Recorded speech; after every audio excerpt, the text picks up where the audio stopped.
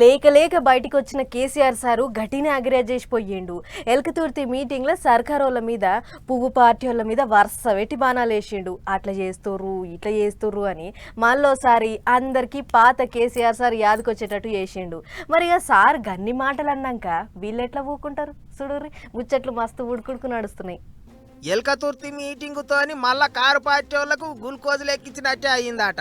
మరిగా ఆ public KCR sir ముచ్చట్లు అన్ని కలిసి గులాబీ కార్యకర్తలల్లో మస్తు జోసి పెంచినాయి అనుకుంటారా అందరూ. అయితే మాజీ సీఎం ముచ్చట్లకు ఆయన అభిమానులు కారు పార్టీ వాళ్ళు సంబరపడతారు గాని చెయ్యి పార్టీ వాళ్ళు పువ్వు పార్టీ వాళ్ళు మాత్రం అగ్గి మీద గుగ్గిలం లెక్క మండుతాండ్రు. సెంటర్ సర్కార్ వాళ్ళు ఏమీ ఇయ్యలేదు, పువ్వు పార్టీ వాళ్ళు ఎండబెట్టిండ్రు అని మాట్లాడేటాలకు తెలంగాణ పువ్వు పార్టీ లీడర్లు బయ్యనలేసిండ్రు. ఎంపీ రఘునందన్ సారు గట్టిగానే అరుచుకున్నాడు. నరేంద్ర మోడీ గారి నాయకత్వంలోనే తెలంగాణకి ఏమన్నా పంచాయతీలలో వేసినటువంటి మీరు చెప్పినటువంటి ఊరవతలు వేసినటువంటి నర్సరీలు, పల్లె ప్రకృతి వనాల దగ్గర నుంచి మొదలుకుంటే ఊర్లలో వేసిన ప్రతి సీసీ రోడ్కి ఎన్ఆర్ఈజీఎస్ కింద కేంద్రం ఇచ్చిన పైసలే తప్ప ఇంకొకటి కాదు.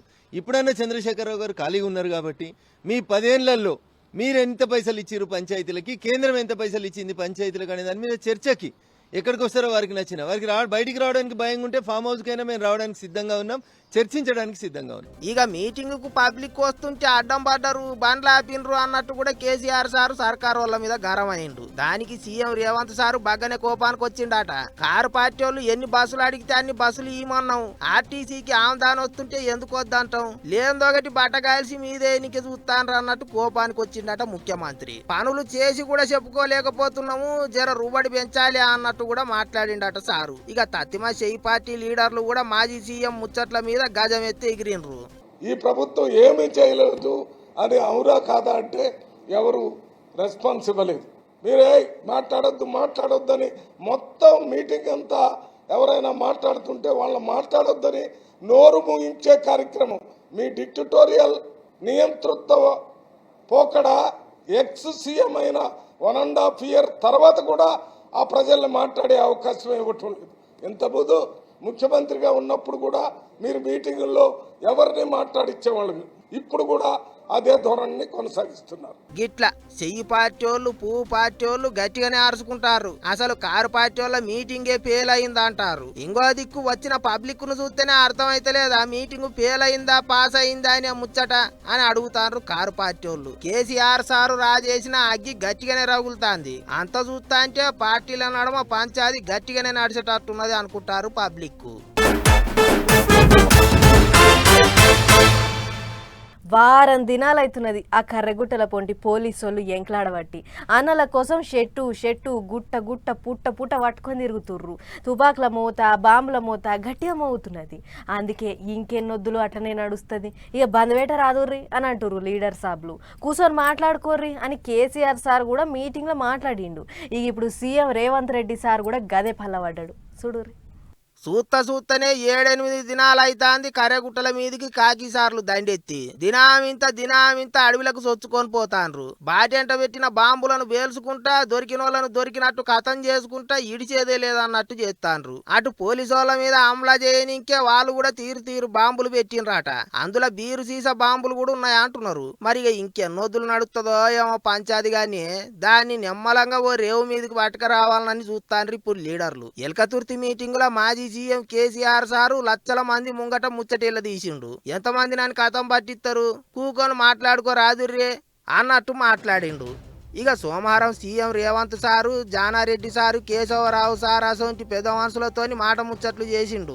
ఎట్టనన్నా చేసి ఆపరేషన్ కాగారు ఆపు చేయాలి అని సెంటర్ సర్కార్ వాళ్ళను కోరాలి, తుపాకుల మూత బంద్ పెట్టియాలి అన్నట్టు ఆలోచనలు చేస్తున్నారట. ఢిల్లీకేంచి అన్ని పార్టీల పెద్ద మనుషులు కదిలి రావాలి, ఓ నిర్ణయం చేయాలి అన్నట్టు మాట్లాడిండట సారు. ఇగిదిట్లుంటే అన్నలను కాపాడడానికి గంతగానం ఎందుకు తనలాడుతాండ్రు, వాళ్ళు చేసిన మంచేంటిదో చెప్పుర్రి, దేశానికి ఏ తీరుగా అక్కడికి వచ్చిండ్రో చెప్పుర్రి అన్నట్టు కోపానికి వస్తుండ్రు పువ్వు పార్టీ వాళ్ళు. ఇవాళ అధికారం పోయిన తర్వాత మళ్ళీ ఏదో నక్సలైట్ల షెల్టర్ కోరేటువంటి ప్రయత్నం చేయడం అనేది సిగ్గుచేటు. 10 ఏళ్లలో మీరు ఎన్కౌంటర్లు చేయలేదా? వరంగల్లో లేడీ మావోయిస్టులను కూడా తూటాలు శరీరంలో ఎన్ని దించి ఎన్కౌంటర్లు చేసిరు మీరు. ఇక్కడ మీరు ఏం చేస్తా ఉన్నారంటే దొంగ అని నడిచినట్టుంది. అధికారంలో ఉన్న 10 ఏళ్ళు చర్చ జరపలేదు, నక్సలైట్లు దేశభక్తులు అనే పదం నీకు గుర్తుకు రాలేదు. ఇవాళ కొత్తగా నీ ఆలోచన విధానంలో ఎందుకు మార్పు వచ్చిందంటే అధికారం పోయింది కాబట్టి. అడ్డదారిలో ఎవరు షెల్టర్ తీసుకొనైనా రావాలనే ఆలోచన తప్ప ఇంకొకటి కాదు. ఇక గిట్ల నడుస్తాంది కాగారు ముచ్చట. ఇప్పటికే శాంతి చర్చలకు విలువర్రి కూకొని మాట్లాడుకుందాము, కర్రెగుట్టల మీద బాంబుల మూత బంధు పెట్టుర్రి అని ఎర్రజెండా పార్టీ వాళ్ళు వీళ్ళు అడుగుతాండ్రు. ఇక ఇప్పుడు ముచ్చట లీడర్ల దాకా కూడా పోయింది. మరి ఇక ఎట్ల కోసెల్లుతుందో ఏమైతుందో చూడాలి. సర్కారోల పథకాలు బీద సాధలకు తప్ప ఎవళ్లకు పడితే వాళ్లకు ఇచ్చేది లేదని తెలంగాణ సర్కారోళ్ళు మళ్ళా చెప్తున్నారు. దానికి తగ్గట్టే కానూన్ గట్టిగా చేస్తుర్రు. గిట్లనే ఇప్పుడు ఇందిరమ్మ ఇండ్లు పంచే కార్యంలో కూడా తూర్పార గట్టిరే పట్టిర్రట. అర్జీలు పెట్టుకున్న వాళ్ళల్లా అసలు పేదోళ్ళ కంటే అన్ని ఉన్నోళ్ళే ఎక్కువ మంది ఉన్నారట. మరి ఇక లెక్కలేంటియో చూద్దాం పారి. ఇండ్లు ఇస్తాము పేదోళ్ళంతా అర్జీలు పెట్టుకోండి అని సర్కారు వాళ్ళు చెప్పంగానే రాష్ట్రం అంతటా పబ్లిక్ ఇందిరమ్మ ఇండ్ల కొరకు కాగితాలు పెట్టిండ్రు. అట్లా 1 కాదు 2 కాదు 77 లక్షలకు ఎక్కువనే వచ్చినాయట అర్జీలు. వాటన్నిటిని ఎరక ముంగట చెకింగ్లు చేసి అత్తాపత్తా అన్ని చూసి అసలు పనికొచ్చే అర్జీలు ఎన్నో బయటికి తీసిండ్రట. 77,18,000 అర్జీలు వస్తే అందులో సగానికి ఎక్కువ మంది అనర్హులే ఉన్నారట. 36,03,000 మందే నిజమైన పేదోళ్ళు ఉన్నారట. చిత్రం ఏంటిదంటే సర్కారు కొలువులు చేసేటోళ్ళు, ఇప్పటికే సొంతిళ్ళు ఉన్నోళ్ళు, కార్లల్లో తిరిగేటోళ్ళు, ఆస్తి పన్ను కట్టేటోళ్ళు అంతా ఇండ్లు కావాలని అర్జీలు పెట్టుకున్నారట. అందుకే వాళ్ళందరినీ తీసి పక్కకు పెట్టినరట. ఇప్పుడు ఇక పాలేంటియో నీళ్ళేంటియో తెలిసినాయి కాబట్టి నియోజకవర్గానికి 3,500 ఇండ్ల లెక్కన 4,50,000 ఇండ్లు కట్టియాలని తయారైతుర్రట సర్కారు వాళ్ళు. ముందుగాల జాగ ఉండి ఇల్లు లేనోళ్లకు ఇండ్లు కట్టిస్తారట. అటెనక జాగ లేనోళ్లకు జాగిచ్చి ఇల్లు కట్టించే ఎగురని చేస్తారట. ఏమాట కామాట సర్కారు పథకాలు ఎవరికి ఇయ్యాలనో వాళ్ళకే ఇస్తాం, అసలైన పేదోళ్ళకే ఇస్తామని సీఎం సారు మరీ చెప్పిండు. అందుకు తగ్గట్టే ఏరేసే కార్యం గట్టిగా నడుస్తుంది కదా అనుకుంటారు ఇప్పుడు పబ్లిక్. మరి లేకపోతే వచ్చిన అర్జీలలో సగానికి ఎక్కువ పనికిరాని దరఖాస్తులే వెళ్ళినాయంటే మరి ఇక గంతే కదా అనుకుంటారట ఇంగింతమంది. అయితే రానోళ్ళకి ఎట్లా రాదు గాని అర్హులైన వాళ్ళకు ఇండ్లు ఎన్ని దినాలలో కట్టిస్తారో మరి చూడాలి. చెప్పాలంటే నాకే కళ్ళలంగా నీళ్లు దుంకుతున్నాయి అబ్బా. పాపం రెక్కల కష్టం చేసిన రైతులకు వాళ్ళ కళ్ళ ముందే పండించిన పంట అంతా ఆగమైతే వాళ్ళకి ఎంత గోసుంటుంది, వాళ్ళ దుఃఖం ఎట్లుంటుంది చెప్పుర్రి. పంట వండించేతందుకు రెక్కల కష్టం చేసుకుంటే పండించిన పంటను అమ్ముకునేతందుకు కన్నమ్మ కష్టాలు పడుతుర్రు రైతులు. నెరీగా ఖమ్మంలోనైతే ఏడేసిన గొంగలే ఆడాడనే అన్నట్లున్నది కళ్ళలలో పోసిన ఓడ్ల పరిస్థితి. ఎటు చూడు వడ్ల కుప్పలే, తాళ్ళు లేకుండా వట్టిలు మంచిగా ఎండినాయి. అయినా కాంటాలు పెడతలేదు, పెట్టినవి ఎత్తట్లేదు.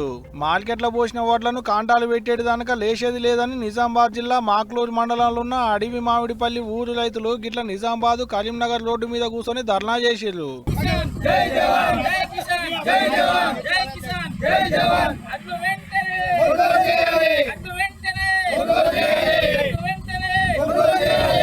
నెల దాటినా ఇదే కథ. ఏమన్నంటే అమాలీలు దొరుకుతలేరు, లారీలు వస్తలేవు, బస్తాలు సరిపోలేవు అని అంటున్నారట అధికారులు. అడ్డగోలుగా వానలు పడుతున్నాయి, ఎండిన వడ్ల కుప్పలు కూడా తడుస్తున్నాయి. పట్టాలు కప్పిన గాలి దుమారాల కావుతలేవని ఇటు ఖమ్మం జిల్లా నేలకొండపల్లి వ్యవసాయ మార్కెట్ ముంగట కూడా లొల్లికి దిగిరు రైతన్నలు. 20 రోజుల అవతల కాటా వేసినా అట్లే మునుగుతున్నాయి. 20 రోజుల అవతల 20 ఎకరాలు వచ్చాక బత్తాలు వచ్చినాయి. బత్తాలు తెచ్చుకోవాలా, మా సెంటర్ బత్తాలు వాడుకోవాలా, వేసుకోవద్దు.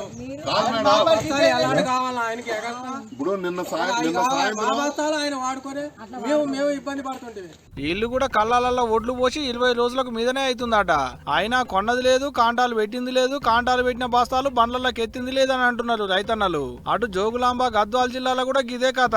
యాడి కుప్పలాన్నే ఉన్నాయి. పొద్దుగాల పట్టాలు తీసి ఎండబోసుడు, ఇంత మబ్బు పట్టంగానే ఊరికి దగ్గరికి నూకి మళ్ళా పట్టాలుగా అప్పుడు పొద్దంత ఇదే కథ.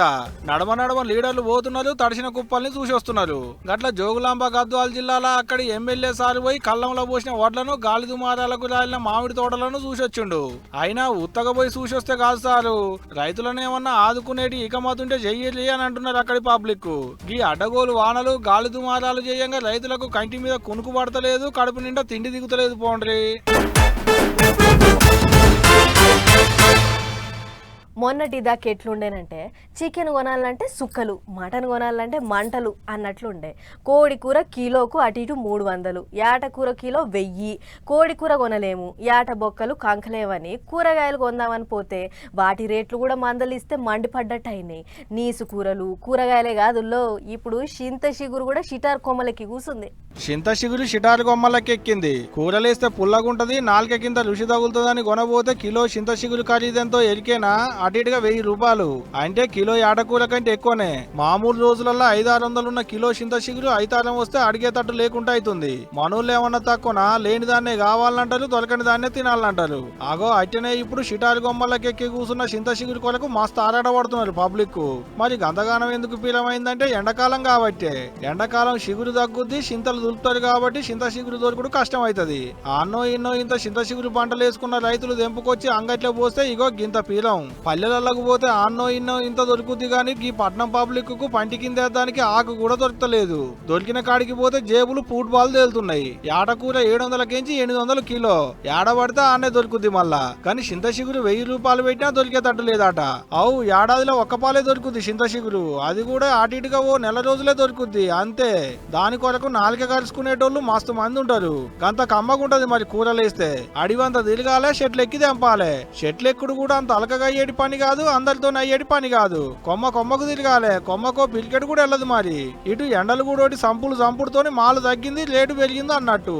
ఏడాదికి ఒక్క పాలే దొరుకుతుంది కాబట్టి మాలు పిలవైన పబ్లిక్ కూడా కాయసి పడుతున్నారు. మరి డబుల్ బెడ్రూమ్ ఇండ్ల కొరకు దరఖాస్తులు పెట్టుకున్నోళ్ళు ఏండ్లకేండ్ల సంధి ఎదురు చూసుడే తప్పితే సర్కారోళ్ళు ఇండ్లు ఇచ్చింది లేదు, చుట్టపక్కలను పిలుచుకొని ఇంత పాలు వంగిచ్చింది లేదు. సర్కార్లు మారినా కొత్త పాలకులు వచ్చినా పేదోళ్ళకు వచ్చేటి ఫాయిదా ఏం లేదు. ఇల్లు వస్తుందని ఆశ లేదు, ఇస్తారని నమ్మకం లేదు. అగో అందుకనే ఓపిక పట్టి ఆఖరికి ఓ కాడ గీ పని చేసిర్రు పబ్లిక్. ఏ గడియల ఇండ్లకు ముగ్గు పోసిలో ఏమో తెలియదు కానీ డబుల్ బెడ్రూమ్ ఇండ్ల లడాయి అయితే అస్సలు ఉడసలేదు. దొడ్డి ఉంది కానీ కట్టేదానికి పలుపు లేదన్నట్టు ఇండ్లు కట్టిలు కానీ ఇంతవరకు పంచింది అయితే లేదు. ఉందానికి జాగలేని పేదోళ్లు కొంతమంది పోయి సికింద్రాబాద్ మారేడుపల్లిలున్న 2 గదుల ఇండ్లలో పూట గడుపుతుంటే గవర్నమెంట్ పట్టాలు ఇయ్యలేదు, అధికారులు ఆర్డర్లు ఇయ్యలేదు. అట్టెట్టుంటారని పోలీసు వాళ్ళని పట్టుకొని వచ్చి ఖాళీ చేయించారు. కట్టిన ఇండ్లను వంచేది లేదు, తట్టబుట్టలు చదువుకొని తలదాసుకుందానికి వస్తే ఉండనిచ్చేది లేదంటారు పబ్లిక్. కానీ అధికారులు మాత్రం 15 రోజులలో అర్హత ఉన్న వాళ్ళందరికీ ఇండ్లు ఇస్తాం అంటున్నారు. 15 రోజుల్లో ఎంక్వైరీ కంప్లీట్ చేసి ఇస్తామంటున్నారు. వాళ్ళ మాట మీద నిలబడితే చాలా సంతోషం. కానీ ఇట్లా ఎన్నో మంది ఎంఆర్ఓలు, ఆర్డీఓలు 15 రోజులు అని చెప్పుకుంటూ పోయి ఇప్పటికి 7 సంవత్సరాలు అయింది. 2017లో వాళ్ళు వెకేట్ చేసిండ్రు. ఈ రోజు వాళ్ళు తాళాలు పలగొట్టుకొని ఇల్లీగల్ గా ఆక్యుపై చేయాల్సిన అవసరం పరిస్థితి ఎందుకు వచ్చింది మీరు ఒకసారి ఆలోచించండి. బయట 15,000 15,000 రెంట్లు కట్టుకోలేక ప్రాణాలు కోల్పోయిన వాళ్ళు 100 మంది పైన ఉన్నారు. ఏండ్ల కామానంకేంచి గిదే మాట చెప్పుకుంటూ వస్తున్నారు. గిట్లా ఎన్ని 15 రోజులు పోయినాయి, వస్తాయన్న ఆశ పోయింది, ఇస్తారన్న నమ్మకం తగ్గింది అంటున్నారు పబ్లిక్. అధికారులేమో అట్ట అంటున్నారు, పబ్లిక్ ఏమో గిట్లా అంటున్నారు. పేదోళ్లకు ఇండ్లు ఇచ్చేది ఎప్పుడో, అండ్ల కూలాడు పెట్టేది ఎప్పుడో, కాళ్ళు మలుసుకోకుండా వండుకునేది ఎప్పుడో, యాటను కోసి దావత్ ఇచ్చేది ఎప్పుడో, కొత్త అల్లుని పండుగకు పిలిచేది ఎప్పుడో చూడాలే. తరాలు మారుతున్నాయి, పాలకులు మారుతుర్రు, కానీ గిరిజనుల తలరాతలైతే మారతలేవు. స్వాతంత్రం వచ్చి 75 ఏళ్లు దాటిందన్న ముచ్చటే గాని ఇంకా కూడా ఎక్కడేసిన గొంగలే అక్కడనే అన్నట్లున్నది గిరిజన పల్లెల పొంటి పరిస్థితి. ఎక్కడనో మూలకు ఇసిరేసినట్టు ఉండే ఊళ్ళు, వాటికి ఉన్నాయా లెవ్వా అన్నట్లుండే రోడ్లు, వాటితోటి అడవి బిడ్డలు పడే కష్టాలు చెప్పుకుంటే ఓడవని ముచ్చటే అవుతుంది.